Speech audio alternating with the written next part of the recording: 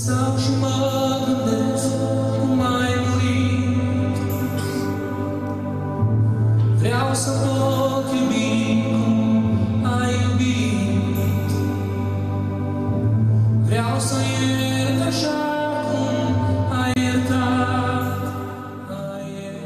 Versetul 9, citim cuvântul lui Dumnezeu până la versetul 12. Voi însă sunteți o seminție aleasă, o preoție împărăteasă, un neam sfânt, un popor pe care Dumnezeu și l-a câștigat ca să fie al Lui, ca să vestiți puterile minunate celor ce v-a chemat din întuneric la lumina sa minunată. Pe voi care odinioară nu erați un popor, dar acum sunteți poporul lui Dumnezeu. Pe voi care nu căpătați îndurare, dar acum ați căpătat îndurare. Preiubiților vă sfătuiesc, ca pe niște străini și călători, să vă feriți de poftele firii pământești care se răzvrăsc în sufletul. Să aveți o purtare bună în mijlocul neamurilor, pentru ca cei ce vă vorbesc de rău, ca pe niște făcători de rele, prin faptele voastre bune pe care le văd, să slăvească pe Dumnezeu în ziua cercetării. Amin.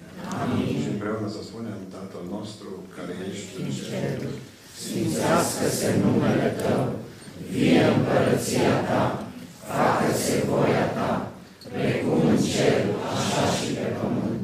Pâinea noastră cea de toate zilele, dă-ne nouă astăzi și ne iartă nouă greșalele noastre, precum și noi iertăm greșiților noștri. Și nu ne duce pe noi în ispită, ci ne izbăvește de cel rău, căci a Ta este împărăția, puterea și slava în veci. Amin. Haidem înainte de a ocupa locurile să ne întoarcem în stânga și în dreapta și să ne salutăm. Acum ca să fac de povara colectului salutați.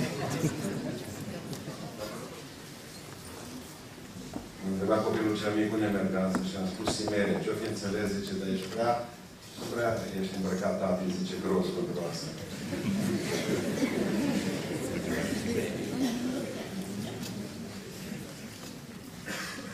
Am 45 de ani. Mulți înainte. Pe nevastă mea o cheamă Florica, de fapt la noi Bior, că am toate Florici. 4 copii. În 20 de ani lucrez ca pastor la Bisericii Sfânta Treimii din Beiuș. Și acum lucrez ca și profesor de filozofie la Universitatea de Stat din Arad. Deci nu o să găsiți foarte multă teologie în predicile mele. Sper că nici filozofia în seara asta. Vreau să vă spun că vă iubesc. Ce-mi doresc mie, vă doresc și dumneavoastră. Amin. Am avut și bucuria să fiu și să le văd pe Adi în această seară. Și ne-am bucurat și mă bucur că putem să slujim împreună. Amin. Dumnezeu tare bun. Singura mea frământare cu Adi este că atunci când El e în fața mea, mă pune într-o stare de melancolie excepțională și nu mai pot să fiu pitbull acela spiritual care are nevoie să spun niște adevăruri foarte tranșante și acum le mai indulcez din cauza asta. Mai ales că s-a mai cântat aici și o cântare care pe mine, ca și pe el, spunea nebune în cumpăne câteodată. Locuiesc la vreo 2 km de fratele Traian Doros, de locul în care dânsul și-a petrecut parte din viață când am fost în temniță. L-am cunoscut personal când eram copil și vreau să mulțumesc Dumnezeu pentru cel mai mare poet creștin pe care a avut România. În această seară vreau să aduc un subiect simplu, smerit, nu-i subiectul, ca și cântarea lui Adi, dar e doar simplu. Vreau să vă vorbesc despre faptul că noi creștini, și când vorbesc despre creștini, nu mă gândesc la un anumit cult, ci la ceea care seamănă cu Hristos. Amin. Fac o paranteză scurtă. În Biblie nu se abuzează de cuvântul de creștin, așa cum abuzăm noi astăzi. În toată Scriptura nu apare cuvântul creștin decât de 3 ori. Noi astăzi îl folosim toți creștini. Și care ies din discotecă, și care ies din tribunal. Avem și care ies din locul în care se fac avorturi. Toți creștini. Buni, mulți dintre ei. Biblia zice că cel care rostește numele lui Dumnezeu și cristian sunt de la latinesc cu sunt creștin, da? Deci să se depărteze de lege. Noi suntem oameni, trebuie să fim foarte diferiți. Creștinii sunt un popor ciudat. Ați băgat și în seara asta de seamă un mic amănunt, nu? Noi creștinii suntem singurii oameni din lume care cântăm atunci când dăm banii. Și până cântați o cântare, unii ați văzut să se cânte la finanțe.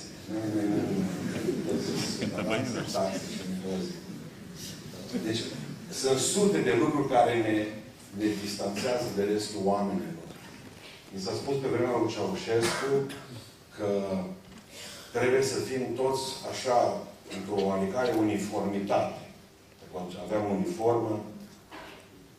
Eu tot în uniformă am crescut. Șoi, pionier, utecist, armată, mină. Așa am fost cu toții. Am trecut, când am venit în biserică, eu nu am dat de ea. Unul dintre cele mai periculoase lucruri care pot să existe pe fața Pământului. Exact așa cum spunea Ceaușescu, stați la locurile voastre. Cât mai neinstruiți cu putință, cât mai plictisiți cu putință, stați în băncile voastre și cântați plictisit, ascultați predici, mergeți la biserică pe picior altul, la liturghie, pe aceea și ieșiți și trăiți o viață ca tot român. La televizor, luni, serviciu, copii, probleme, certuri, nervi, pălni, toate celelalte lucruri. Iar șeful, iar toate celelalte lucruri. Ai văzut pe Oana Zăvoranu, văzut, și tu și eu. Și pe aceea ne-am plâns că murim până la urmă. O viață în această... Nu, eu nu cred asta. De-aia, probabil, atunci când eram în lume, primul lucru pe care am făcut, asta îmi las plec. M-a costat chestia, m-am oprit și m-am dus zero. Dar în mine eram liber, în interior. Indiferent cât eram în sistem băgat. N-am suportat niciodată sistemul. Nu suport nici astăzi, decât foarte greu. Iar sistemul bisericesc îmi pune întotdeauna într-o disperare fantastică. Biblia zice creștinii nu. Ei trebuie să fie diferiți. Pentru că dacă semănăm cu cei din lume, oare care este, numai atât dacă mi-am scris pe tricou că sunt creștin, sau că îmi pun un pește pe mașină, dar asta mă depărtează și mă face cu mine să fiu altfel decât oamenii ceilalți din lume. Păi dacă mi-am pus peștele pe mașină și trec ca un nesimțit și stropesc pe toți, eu cui am făcut reclamă atunci? Eu cui am făcut? Dacă eu transonez în trafic și eu mă împing în ceilalți cu mașina mea pe care am un pește, ce pocăi sau? Pocăi de pește, pentru că nu despre asta vreau să vă spun, trebuie să fim diferiți. Și de această diferență noastră, Biblia zice că trebuie să fim diferiți în trei lucruri esențiale. Simplu în această seară. Voi sunteți diferiți din cauza alegerii voastre. Din cauza răscumpărării voastre. Adică, spune cuvântul lui Dumnezeu și de aici, Petru, de fapt, nu face altceva decât să îndulcească cel din Deuteronom 7:6. Voi sunteți un popor sfânt, pus deoparte, în limba ebraică, gadol, pentru Domnul. Creștinii sunt un popor sfânt, pus deoparte pentru Dumnezeu. Adică, dintr-o dată se vorbește despre separare ciudată. Și așa și este.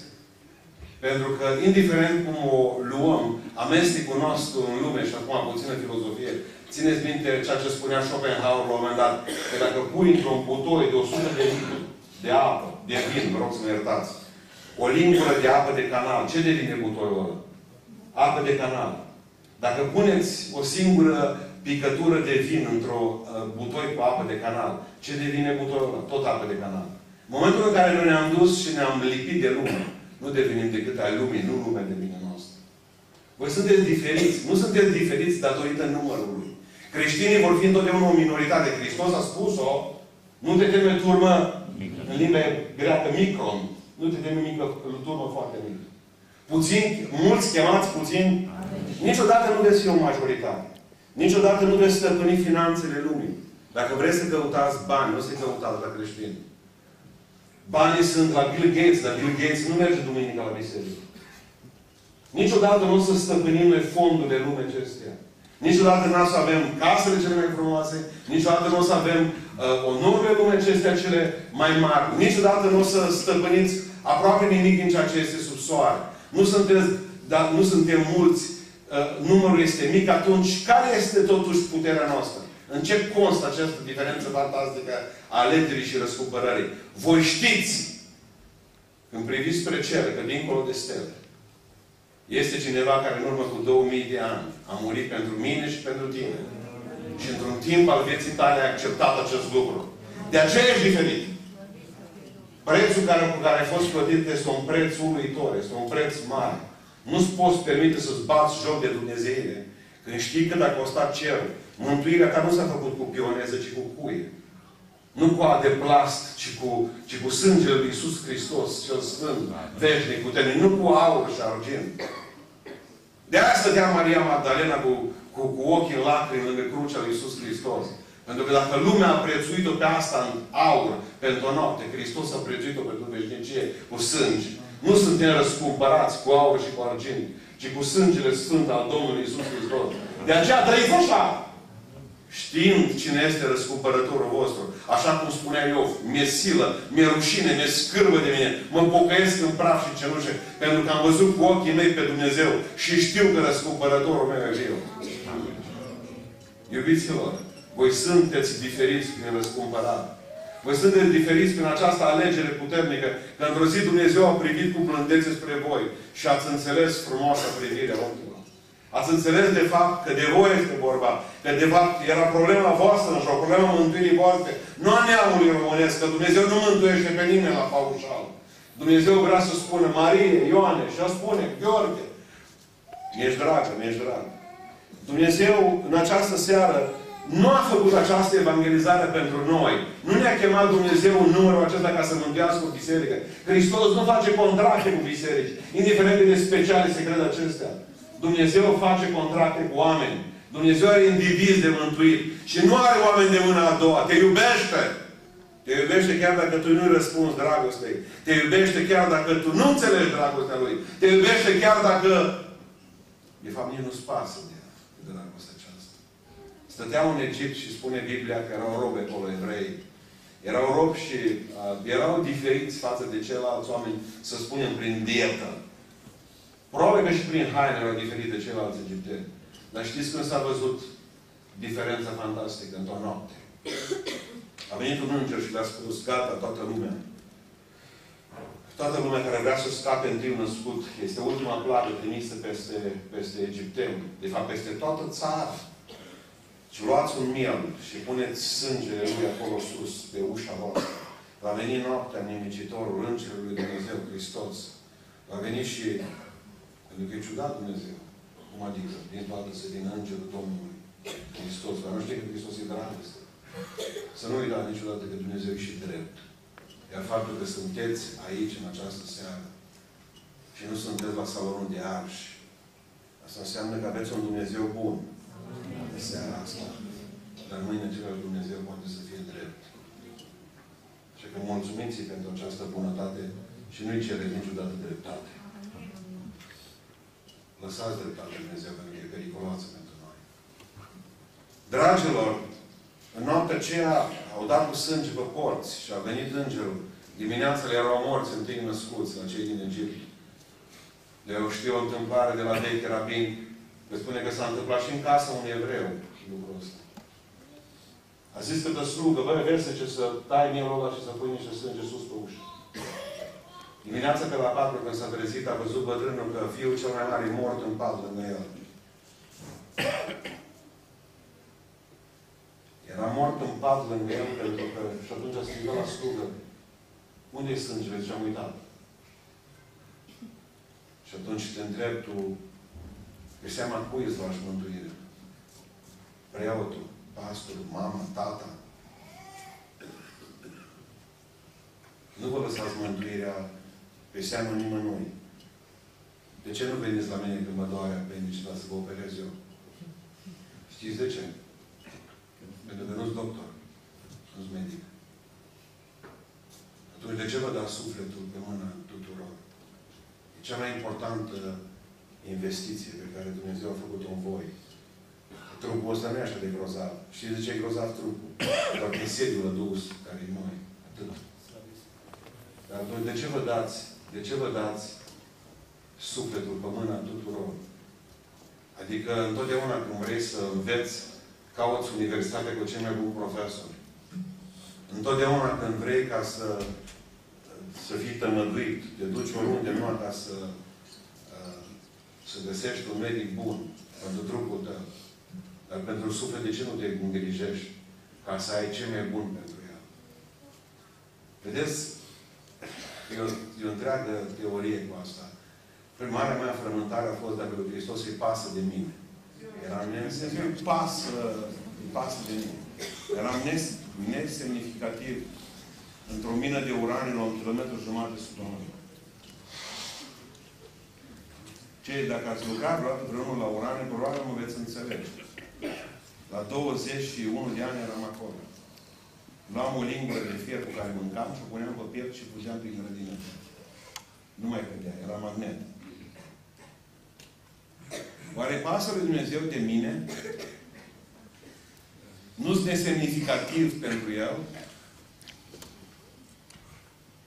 Vreau să vă spun că dacă ar fi fost un singur păcătos pe lumea aceasta, să fii tu.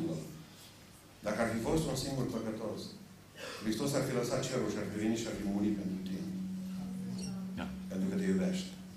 Da. Pentru că mă iubește. Marea noastră probleme nu neapărat că nu înțelegem dragostea Lui Dumnezeu. Nu înțelegem nici îndelunga bunătate pe care o are și îndelunga răbdare pe care o are cu noi. Biserica încă mai prezintă un Dumnezeu foarte dur și foarte drept, care nu face altceva decât să pocnească pe români. Le dă prunci mulți, le dă neapărat de un cancer ca să-i domolească. Dumnezeul nostru e un boiar care stă pe tron și împarte bice pe spinarea românilor. Nu e adevărat. Dumnezeu nu este așa. Nu ne-a făcut pe pământul acesta ca să ne umilească. Dumnezeu nu umilește. Dumnezeu are îndelungă răbdare cu fiecare dintre noi și o capacitate nesfârșită de a putea să ne mântuiască pe toți. Vedeți asta? Am citit despre un pompier că spunea odată cel mai mare șoc pe care l-am avut într-un incendiu, când ni s-a întâmplat toate lucrurile acestea și s-au terminat, au venit medicii legiști, o mamă care a ars în casă cu 5 copii. În 1985 s-a întâmplat tragedie. Și ce au spus medicii legiști ne-a cutremurat. Ceea ce începeam să înțelegem și noi. Mama ar fi avut ocazia ca să fugă afară cu 2 copii. Unul să le de o parte și unul de altă. Dar n-a știut pe care să aleagă. Și au murit 5 copii și o mamă în flăcări. Pentru că există o neputință a noastră ca părinți, există o neputință a noastră ca oameni să putem să facem nesfârșit de mult bine. Dar Dumnezeu poate să ia toată lumea asta sub suori, în mâinile sale și să fugă cu ea în universul acesta, dacă lumea aceasta zice da. Dumnezeul nostru poate să mântuiască, are puterea și are dorința să facă lucrul acesta. Dumnezeu nu e neputincios. Spuneam unul dintre mari teologi ai ultimului viac, că Dumnezeu nu mântuiește numai pe acoperișul lumii acestea, ci și la șteaburi. Acolo unde se scurge mizeria adevărată. De acolo ne-a luat și ne-a găsit Dumnezeu pe fiecare. De acolo ne-a luat. Deci voi sunteți diferiți prin răscumpărarea fantastică. Sunteți diferiți și nu să uitați asta niciodată. Mama m-a învățat pe mine că atunci când mă duc în sat, să spun oamenilor, dacă mă întreabă de cui sunt, că sunt al lui Dumnezeu. Nu puteam să rostesc numele celor mai săraci oameni din sat. Adică părinții mei. Și atunci am învățat să spun că sunt al lui Dumnezeu. Dar pentru asta m-am gândit la 14 ani că trebuie să trăiesc ca El. De aceea când am fumat prima țigară, nu mă duc la biserică. Marea mea problemă este că și astăzi sunt convins că și dumneavoastră gândiți la fel. Noi avem o problemă mare cu trăirea de fiecare zi. Și știți de ce avem probleme cu trăirea? Pentru că uităm cine este Tatăl.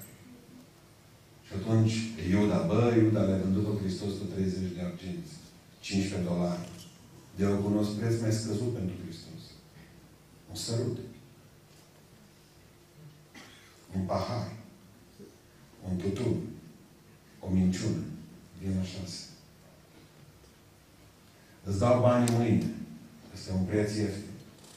Hristos second hand. Deci nu vorbiți mie despre cât se poate vinde Hristos. Că o facem foarte mulți. Și îl dăm ieftin. Dacă aș ști cine ți este tată, spunea odată unul dintre, când erau copii, femeia care avea grijă de copilul lui Diana și femeia aceea. Erau mici. Când au văzut pe copiii ceilalți, numai martori împrinși și cerșători, când au văzut pe stradă, ei trebuia să umble tot timpul, fiind fii și cuiera, trebuia să umble tot timpul la costum, cravată, să zică să română, batistuță aici în buzunar, și au văzut pe ceilalți dincolo de palat, cum să băgeau copii străzi, dă-i capă, zvâră într-o baltă. Și au zis către doamna care avea grijă de ei, femeia aceea, Doamnă, și lăsați-ne și pe noi măcar puțin ca să ne ducem trece poarta din vreo să ne aducem și noi balta aia și baltă frumoasă. La care a zis, voi nu puteți, că voi sunteți copii de rege. Adică eu nu zic că nu ne vine și nouă să ne dăm de o baltă. Adică un clic sau ceva de genul ăsta. Mai ales aici la balcon, înțeleg. Dar nu puteți. Și știți de ce? Știți de ce nu puteți să săriți în balta aia lumii? Pentru că voi sunteți fii de rege. Original din Dumnezeu. Niciodată să nu uitați când vă vine să faceți păcatul cine vă este Tatăl. Punct. Și amin. Amin. 2. Suntem diferiți prin modelul pe care îl avem. Nu suntem diferiți doar prin răscumpărarea care ne generează un fel de viață, ci și modelul pe care îl avem în față. Noi căutăm modele. Toată lumea caută astăzi să trăiască după un anumit model. Până la vreo 10 ani, pentru copiii noștri, și cine este model? Tata. Și tată fă așa, fac. Până la 9 ani n-am avut probleme cu niciunul dintre băieți. Eram eroul lor. Le povesteam niște sprăvi. Tati, zice, scafandru ai fost? Da. A fost. Și ne-am dus la Crișul Negru, am luat o masă din aia de oxigen, cum avea tata acasă, și am pus pe cealaltă să se urce pe mine ca să nu mă ridice apa de la noastră față. M-am gândit că putem, am furat de la o salvare aia de oxigen, puțin am împlit să mor acolo din cauza acestui subterfugiu. Scafandru a fost dat. Până la 9 ani n-avem probleme cu copiii după aia. Noi ca părinți nu mai reușim să fim modele pentru ei. Atunci caută stradă. Marea noastră problemă ceva pe 11 ani. Pe cine își găsesc modele? Din păcate, lumea le oferă o grămadă de alegeri. Uite, domnule, cine e modelul tinerilor noștri? Ce frumos! Povestea despre unul Kurt Cobain și a fumat bătaiul. Cum ai să fumezi bătaiul? Bine, zice, v-a băgat într-un borcan, când l-a prins pe bătrân, neavând marihuana într-o zi, a fumat cu bătrânul, luat din borcan. Ăla a venit și a concertat și toți tinerii au stresați. Sau cine veche să nu știu mai care. Vine și trece modelele, păi, ne îmbrăcăm ca ei, vorbim ca ei, trăim ca ei, cântăm cântările lor, pentru că avem nevoie de modele. Asta uită biserica la un moment dat, că păstorii și oamenii din biserică trebuie să fie modele pentru ceilalți. Noi trebuie să fim modele unii pentru alții. Cât tu pe o putut să ai cu pară când zice călcați? De urmele mele că și eu sunt al lui Hristos. Ori a trăit o viață sfântă cu adevărat, o a fost și mai mare farsori. Noi avem un stil, dacă îți băgat de seamă, știți care? Nimeni nu poate fi sfânt. Numai El. Dați. Adică, ideea este clară, că numai El poate să fie sfânt. Noi nu avem cum. Și atunci putem să trăim o viață în această marginașă. La copii, numai Hristos n-a mințit. Tata poate să mintă. Nu? Și ce-a spus Iisus? Și asta ne dezavantajează puțin. Zice, cum am trăit eu pe lumea aceasta, în lumea aceasta, așa trebuie să trăiți și voi. Adică Pavel spunea, călcați pe urmele mele, întrucât și eu calc pe urmele lui Hristos. Dragilor, pentru noi, modelul de trăire, de viețuire, este Iisus Hristos. Aveau tinerii și la brățări care spuneau, oare ce-ar face Iisus în locul meu? Oare ți-ai pus întrebarea asta în fiecare zi? Te-ai gândit la întrebarea aceasta? Oare ce-ar face Iisus când te-ai dus la o anumită școală? Când te-ai dus la un anumit internat? Când a trebuit să aplici pentru un loc de muncă, ce-ar face Hristos în locul meu? Când ai trecut pe lângă un loc de la ceva de ochiat. Ce ar face Hristos în locul meu? Când ar trebui să vorbești cu cineva, când ar trebui să te cerți și când ai spus o minciună, ce ar face Hristos în locul meu? Ar face-o? Când bârfești. Noi nu ucidem pe nimeni, nu, numai cu gură.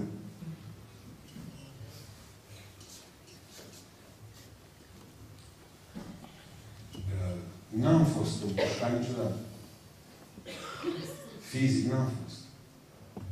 Dar din punct de vedere sufletește, la 45, numai eu n-am încărunțit la 45 de ani. Eu m-am încărunțit la 27, la arăt poze. Am fost cel mai tânăr păstor din România. La noi nu sunt puși oameni. La noi la sunt bârfesc. L-ai văzut? L-ai auzit? Se spune că bârfa este... Când vorbim despre a treia persoană care nu de față, că nu se poate apăra. Nu e adevărat. Bârfa este ciudată. Bârfa este când auzi ceva ce îți place despre cineva care nu-ți place. Și mai zi odată că n-am auzit nimic. Tăceți. Nu ne judecați pe oameni iubiți. Știți de ce vreți să iubiți? Pentru că nu sunteți voi judecătorii lor. Ei au alt stăpân, Hristos. Lăsați să fie judecați de el. Oare ce-ar face Hristos în locul meu? Atâtea întrebări pe care mi le pun tinerii pastore. Ce zici de asta? Să mă căsătoresc cu ăla? Cum să te căsătorești cu ăla? Ce-ar face Hristos în locul tău? Și-ar alege prieten? Sau-și alege dușman? Și-ar alege tovarăș de o viață pe cineva care nu e copilul Dumnezeu? Nici vorbă de ceva. Ce-ar face Hristos în locul meu? Modelul nostru trebuie să fie Hristos. Modelul nostru în trăirea vieții. Adică trebuie să trăim ca El. Întoarcem celălalt obraz. Îl întoarcem. Răbdăm paguba, răbdăm. Urâm păcatul, urâm. Iisus Hristos a mâniat doar pe farisei și păcătoși. Dar nu pe oameni, ci pe păcatul lor. Nu ucideți păcatul cu păcătos cu tot. Trebuie să vă fie scârbă de păcat, dar pe păcătos lăsați în biserică. Noi suntem singura biserică, singura instituție din lume care își omoară răniții. Singura armată din lume care își împușcă răniții. Cel mai greu lucru care mi se întâmplă sub soare este ca să trăim în pace și să vedem că trebuie să dăm cea de-a doua șansă. Păi dacă Hristos o dă, de ce biserică? Nu v-ați pus întrebarea aceasta, mai ales pentru atâția oameni care nu înțeleg de fapt că Dumnezeul nostru este un Dumnezeu care vrea ca să ne luptăm. El știe că cel neprihănit e posibil să cadă de câte ori? De 7. La evrei cuvântul ăsta înseamnă nemăsurat. Dar ce face omul acesta? Se ridică. Și oaia și porcul pot ajunge accidental în noroi. Dar la porc îi place, la oaie nu. Depinde ce vrei să alegi să fie în viață. Modelul nostru de trăire a vieții trebuie să fie Hristos. Nu în biserică numai duminica dimineața. Voi nu aveți probleme cu duminica și cu zile de Paște și Crăciun. Voi aveți probleme cu luni, cu marți.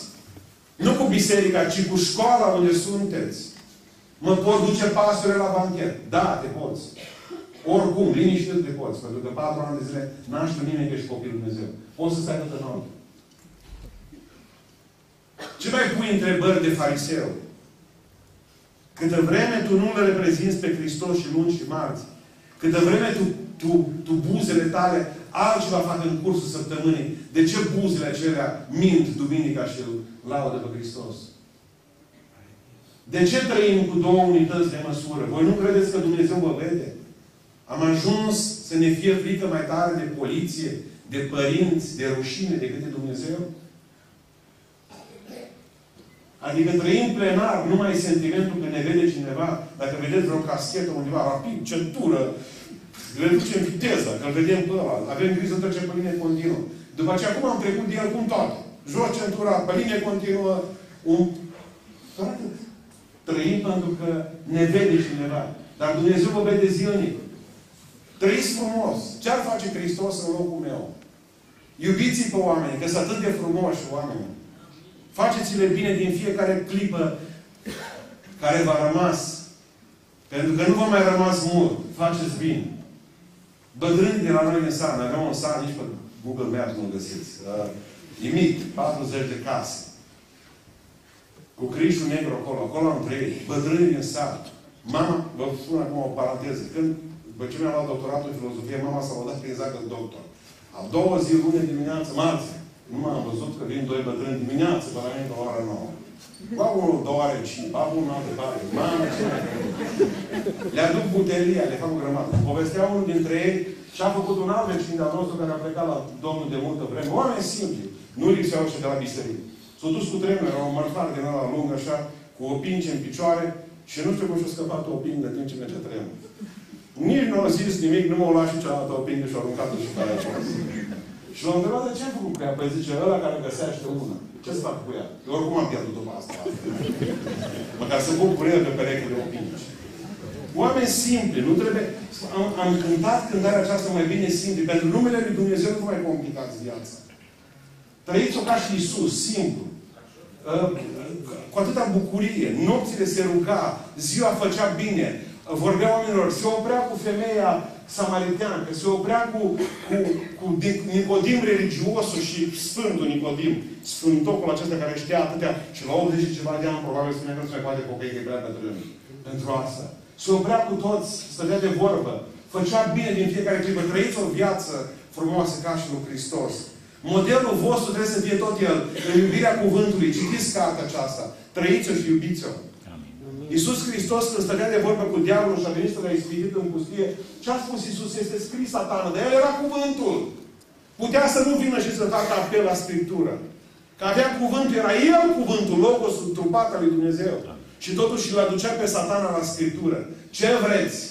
Trăind după tradiții și vise, plenar trăind după el. Bisericile noastre se ghidează după nu știu ce-o zis, nu știu care sfânt. Contează ce-o zis Hristos. Amin. Nu cu sfinții găsim într-o zi la judecată. Nu că o zis nu știu cine că mi s-a părut că am avut un vis. Biserica nu se clădește pe vise, ci pe cuvântul Domnului Iisus Hristos. Eu nu contest că nu poți avea experiențe, că n-ai fost până în fundul iadului sau vârful iadului, raiului. Eu nu contest că tu n-ai avut experiențe cu Dumnezeu. Dar experiențele tale nu sunt generatoare. Și nici acelea sfinților care au fost înainte nu sunt generatoare de obligațiuni pentru noi în biserică.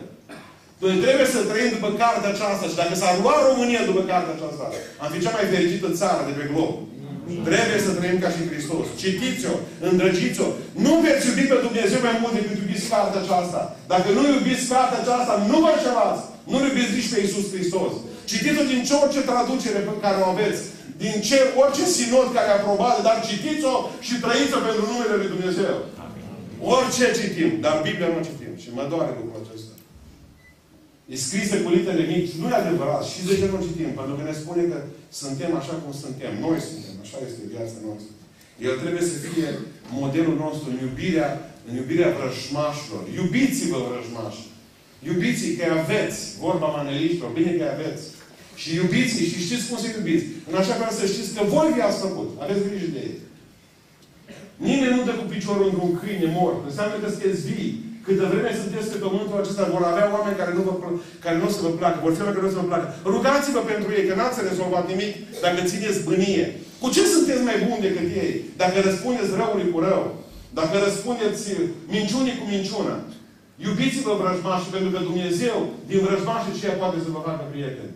Iubiți-vă vrăjmașii. Modelul vostru trebuie să fie în ascultarea de voia Tatălui Hristos. Tot El. Ascultați de Tatăl cum a ascultat Hristos de Tatăl. Noi avem un model. Suntem deosebiți pentru că avem un model. Cum este Hristos când l-a întrebat un ateu pe un țăran care era în pușcărie cu fratele Humrad în temniță în aceeași celulă. Cum este Hristos? Și a spus bătrânul acela țăran, Hristos este ca mine. Atunci îl iubesc, a spus ateul acela. Dacă este ca tine. Va trebui să trăim în așa fel încât să nu mai arătăm copiilor noștri dincolo de noi, acolo Iisus. Iisus trebuie să fie aici.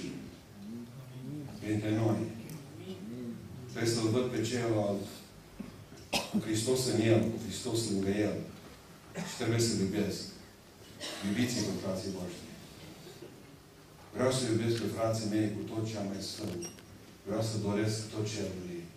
Și să iubesc și să iubesc așa cum sunt. Că frații mei au răni ce dor să fie brațul mai sfios, să nu apăs pe rana lor. Că nu eu vindec, ci Hristos. Noi pe Hristos am fost chemați ca să iertăm și noi oricui. Dar dacă nu iubiți pe frați, n-aveți în voi iertarea Lui. Vreau să înțelegeți în seara aceasta cu toată dragostea că voi trebuie să fiți deosebiți prin model și prin răscumpărare. Răscumpărați prin Hristos și trăim viața aceasta cu un model frumos. Iisus. Cum a trăit El, așa trebuie să trăim și noi. Și în ultimul lucru, în rând, în această seară, noi trebuie să fim diferiți prin destin. Prin destin. Vreau să vă dau o veste frumos. Sunteți veșnici. Amin. Unii vă veți petrece de aici veșnicia în iad. Alții în rai. Dar de veșnici suntem cu toți. Veșnici. Știți care e destinul nostru? Dacă suntem creștini lui Hristos, adevărați, oamenii aceia frumoși, creștinismul nostru ne va dări un destin și destinul acesta va fi întotdeauna cu Domnul.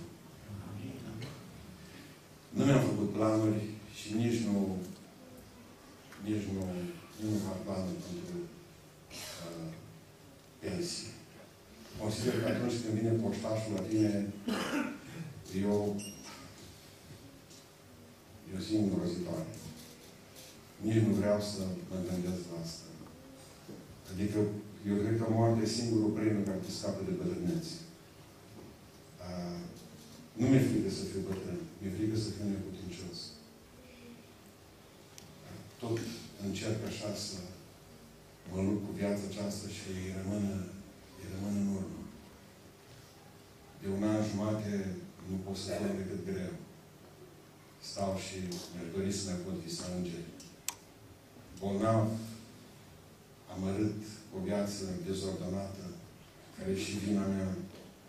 Nu-mi doresc foarte multe de pe pământul acesta. Ca om, îmi doresc să-mi văd copiii la casă pe lor, să mai trăiesc, să... Dar vreau să vă spun că îmi doresc foarte tare să fiu acolo cu el. Amin. Am văzut că aveți și martorile aici. Nici nu știu ce n-aveți în Simeria. Când m-am rătăcit pe în oraș, am văzut toate bisericile cu putință, casele cu putință, tot felul de cluburi. Eu cred că am certat cu martorii. Certat că am zis odată că culmea singurătății este să nu te mai caut nici martori pe acolo. Și așa m-am simțit de singur că nici eu nu m-am căutat. Am fost certat cu el și am spus că o venit la mine într-o zi să-mi spună că la casa mea, la geam, că au o veste bună. Am spus, băi, 144.000 de oameni la voi sus veste bună, tot am cap de aici, la noi, pe restul pe pământ. Am zis, vreau să vă spun că nu e o veste bună, să știu că voi sta aici pe pământul ăsta și vă trebuie să merg în Simeria iar prin drum. Nu doresc asta, nici nu în casă. Doresc cerul.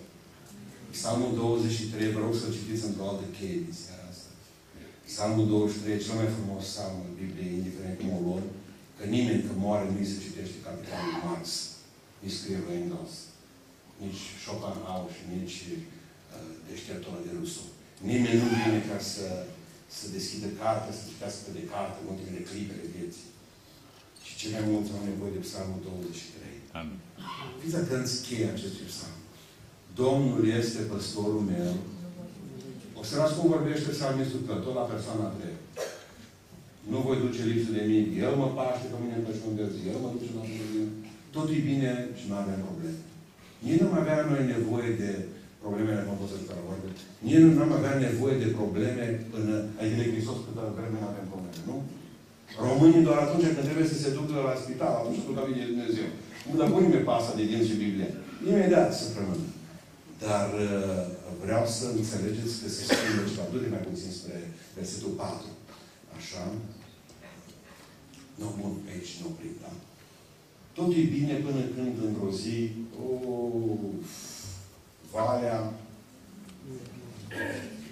băgați de seama cum zice Biblia. Nu zice valea morții. Ci valea, să nu vă fie frică de umbră. O umbră unui câine nu te poate mușca.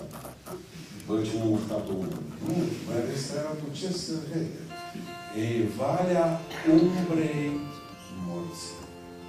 Nu mă tem de niciun rău și uitați frumusețea acestui concept.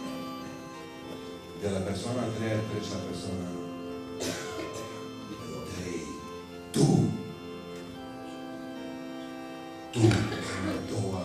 Tu. Eu și cu tine, persoana a trei. Tu ești cu mine. Nu mai zice el. Domnul este foarte bine pentru toată lumea. Când ajung în Valea Umbrei Morții, tu nu trimiți nici pe Arhanghelul Gabriel, nu trimiți nici pe Sfântul Anton, nu trimiți nici pe Papa, ci vii tu personal. Tu vii tu. Dacă veți auzi vreodată că muriți, nu credeți. Eu nu mor. Nu. Creștinii nu mor. Și nu. Vom fi întotdeauna cu Domnul. Cetățenii în cer din împreună cu Sfinții. Domnule profesor, răspund studenții la facultate, șmeche, citiți. Domnule profesor, creștinismul ce mai are de oferit în afara cerului? Nimic. Ca să spun ciunos. Nu putem oferi decât pasărea de legată. Cine crede, crede, cine nu. Există o teologie americană, acum nu știu dacă ați auzit de ea, care zice că dacă l-ai pe Hristos, trebuie să-ți meargă toate bine. Mașină de mașină, familia de bărată și are condiționat cu ușa câine. Voi nu trebuie să credeți asta. Dumnezeu a spus că lumea asta vă iubire cum a venit Hristos. Știi ce a spus Iisus la oameni? Vă iubire? Că Fiul omului n-are o face capul. Primul meu costum de l-a cumpărat nevasta mea la mult. Al doilea costum de l-a cumpărat biserică. 5 ani de zile cu naveta cu bicicletă. N-avea nici măcar o chiuvetă la biserică, mi-a rugau apă pe minte de-a lanțul de 10 ori pe 6 km pe la bicicletă. N-am nevoie de nimic. Nu mi-am nevoie de Hristos. Nu mi-am nevoie de nimic. Vă rog să notați. Nici nu mai vreau să aud de nimic dimineața, de la ora 9 când stau ce așteptăm. Doamne, dă-mi, Doamne, dă-mi, ai grijă de mama, ai grijă de copii, ajută-mă să iau restanțele, ajută-mă, Doamne, să nu mă îmbolnăvesc, nu mă lăsa să am leucemie. Nu mai vreau nimic. Cine poate să mă ofere de mine? Vreau în această seară să ne rugăm, să spunem Dumnezeu, Doamne, vreau să-ți mulțumesc pentru ce.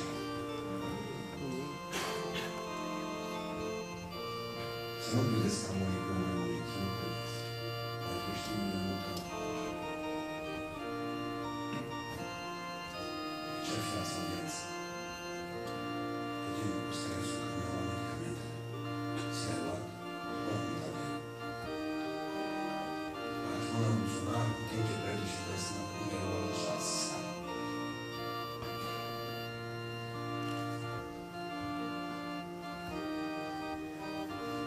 Vrea să știu că va fi și în cerul este ca aici. Nu vrea să rămâi jos. Pentecostal, baptist, ortodox, catolic. Ce-i fi tu? Să nu te măgească Satana să crezi că Dumnezeu gata.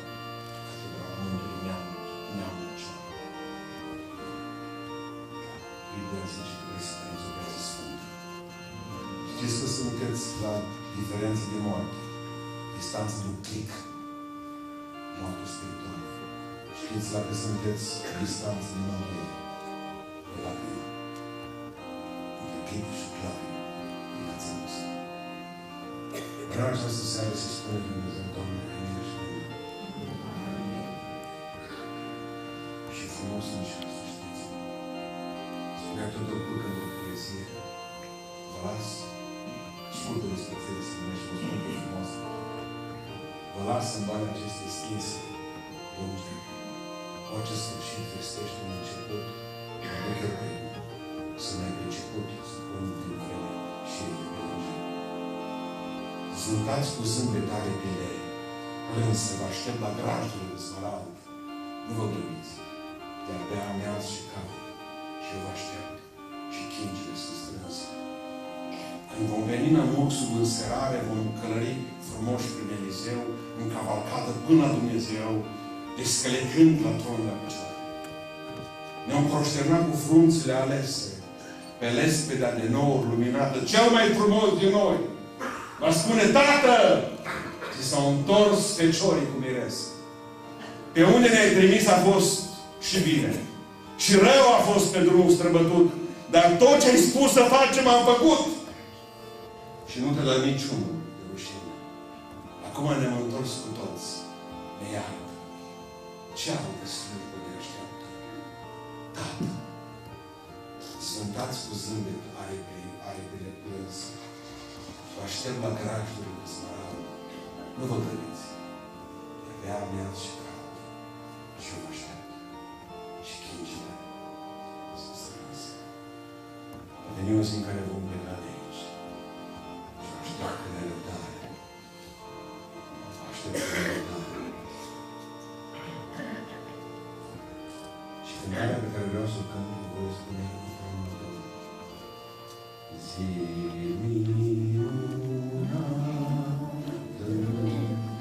și ce frumos va fi când cu Iisus noi în cer vom fi. Zi minunată și fericită va fi când urma să-i copii El va veni. În această seară se spune Dumnezeu din toată inima că așteptați cu nerăbdare această zi frumoasă a venirii Lui. Noi nu așteptăm pensie. Noi nu așteptăm să fie mai bine în țară. Să nu așteptați, să luăm. Deci e incredibil că poate rezista țara noastră la guvernanță. Deci nu vă așteptați să fie mai bine. Așteptați să vină Domnul. Amin? Deci haideți să ne ridicăm, să punem cu nerăbdare, aștept ziua când Iisus va veni. Zi minunată! Thank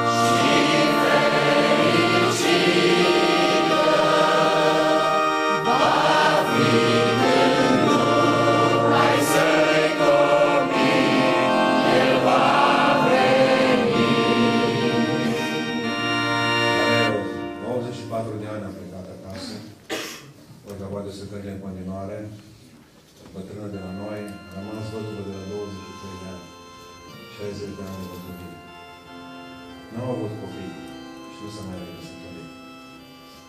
Vă dați seama, la 23 de ani să rămâi văduvă, să n-ai niciun de obligație. Să nu te mai recăsătorești și spui, da. Nu. De ce nu te mai recăsătorești? Și spus, nu te iubesc. Nu te iubești. Ce femeie asta? Cum adică? Zice, știi ce-mi pare rău, domnul pastor? N-am o fotografie de la nici măcar o fotografie. La 23 de ani, 60 de ani, n-ai o fotografie. Dar cum ar trebui să iubiți voi pe Hristos? Haideți să închidem ochii cu toți. Dacă este cineva în această seară pentru care să mă rog, și amărât cu mult și slab seara asta, în toată inima mea simt dorința de a mă ruga pentru un suflet, 2, 3, 7, 9, care vreau să spună din seara aceasta, vreau să fiu diferit. Nu din felul lumii, nu cum văd la televizor, ci din felul tău, Hristos. În chipul tău. Vreau să fiu diferit în seara asta, prin răscumpărare. Știu că tu m-ai răscumpărat și vreau să trăiesc așa. Vreau să fiu diferit din model. De aici încolo nu mai avem model în lume și tu vei fi modelul vieții mele. O să citesc de câte ori Evanghelie până îmi imprim trăirea ta în viața mea. O să fiu diferit prin destin. Nu o să moștenesc pământul acesta, ci cerul. Voi fi în cer cu tine. Pentru că ce ai început de mine vei fi și sfârșit. Dar simți că vrei să spui în seara asta. Ar trebui ca să te rog să dea Dumnezeu puterea. Să ridici o mână sus pentru că vreau să mă rog împreună cu tine. Balcon, dacă este cineva. Să dezvolți. Lăsați mâna sus, că nu ce-am notat. Așa, să vă văd mai bine. Că văd chiar bine cu la balcon, dar Dumnezeu. Așa, ca prin ceață. Dumnezeu să vă vedem mai bine. Dacă este cineva aici în sală, ridicați mâna dreaptă sus, stânga dreaptă, că iubesc din toată inima. Hai să ridic și o mână cu voi. Tată Ceresc, e o onoare pentru mine în seara aceasta să slujesc un oameni excepțional. Vreau să-ți sărut mâna în seara aceasta împreună cu ei. Mâna ta cea găurită, pentru că e diferență între mâna ta și mâna noastră acolo sus în cer. Numai ta va fi găurită. Și haina ta va fi diferită decât a noastră. Noi vom avea haine albe, dar tu vei avea o haină cu sânge pe ea. Să nu uităm niciodată că nu ne-ai răscumpărat Sfântul Fătorie. Îți mulțumesc pentru seara aceasta. Pentru oamenii care sunt în mână sus. Pentru că au învățat această seară cum să fie diferiți. Acum te rog să le dai putere și să ne dai putere să fie foarte diferiți. Și lumea privind la noi să te vadă pe tine. A fost o seară superbă, Doamne, pentru că ai fost aici și că Tu ai ridicat prin Duhul Sfânt de pe Iisus. Mulțumesc pentru biserica aceasta, Doamne, care a fost o casă de bună pentru noi. Și dacă nu ne mai vedea aici, Tatăl Ceresc, te rog, ajută-ne să ne vedem la poarta numărul 7, Iisus în cer. Îți mulțumesc pentru ei. Te rog, binecuvintează Simeria, autoritățile locale. Mă rog, Dumnezeu, ca să binecuvântezi preoții și pastorii din localitatea aceasta, să ajungi să-și ducă turma până în cer, sus, acolo la tine. Pentru toată izbăvirea ta, să fii slăvit acum și în veci de veci. Și voi veți zice? Amin. Și voi veți zice? Amin. Vă rog să vă ocupați locurile. Adi de aici în față, cu ce am început cu aia sfârșit, da? Modelul nostru este Hristos. Și simpli, și smeriți. În aceasta, eu stau în picioare, cu cânți. Mine nu face nicio mișcare, da? Am învățat și prin cântare în toate, că la prima cântare n-ați fost toți. Tot ați venit până așa. Deci, învățăm cântarea aceasta și o cântăm din toate inima. Nu mi-a trebuit să cântăm prima dată, da? Modelul de trăire. Din cauza asta și predica asta. Am vrut predica.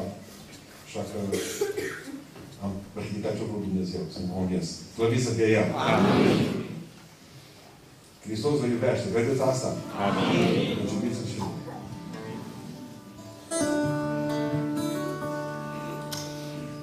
nu doresc decât să fiu singur și să fiu plăcut înaintea ta. Dacă cei din jur m-ar părăsi, Tu rămâi mereu tăria mea.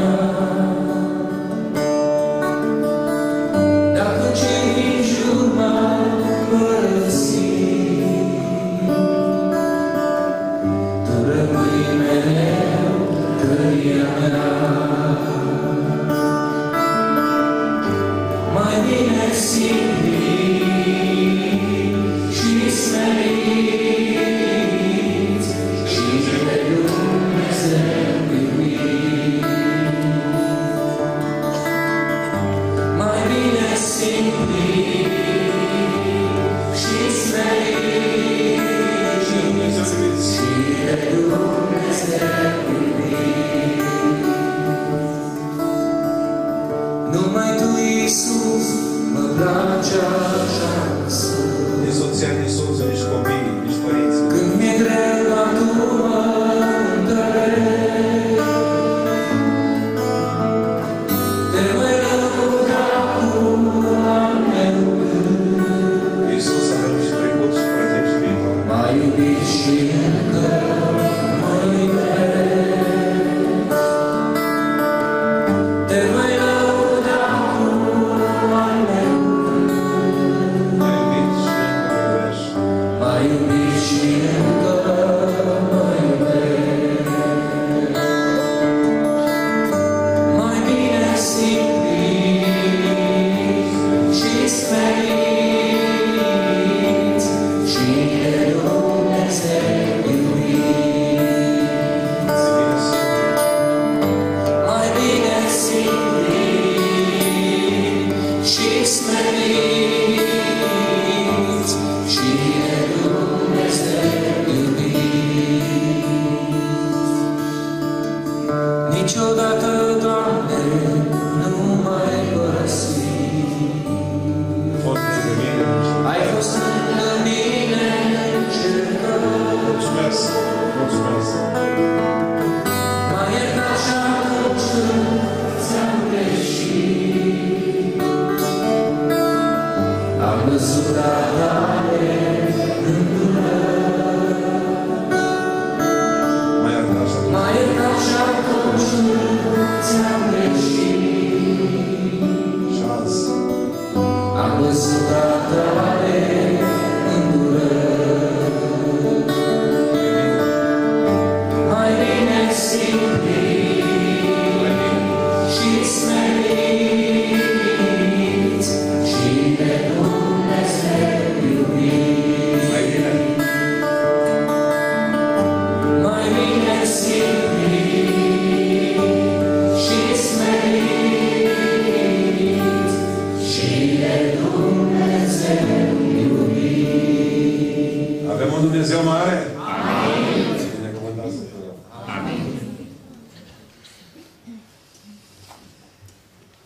Slăvit să fie Domnul! Văd că răspundeți bine la urarea aceasta, la pasajul acesta care l-am recitat din Scriptură și mă bucur că în seara aceasta aici a simțit că Dumnezeu este prezent. Amin. Mă întreb, oare acasă n-ar fi posibil să trăim asemenea stări ca și aici? Posibil? Da. Să ne întrebăm atunci ce ar trebui ca să facem. Când ajungem acasă, repede să deschidem televizorul, repede să mergem să mâncăm, apoi să alergăm să ne culcăm, mâine ne așteaptă o zi grea. Ce vreau să spun, dragii mei, este că poți să trăiești și pot să trăiesc și putem să trăim asemenea stări doar când facem liniște în noi înșine și stăm cu Dumnezeu de vorbă.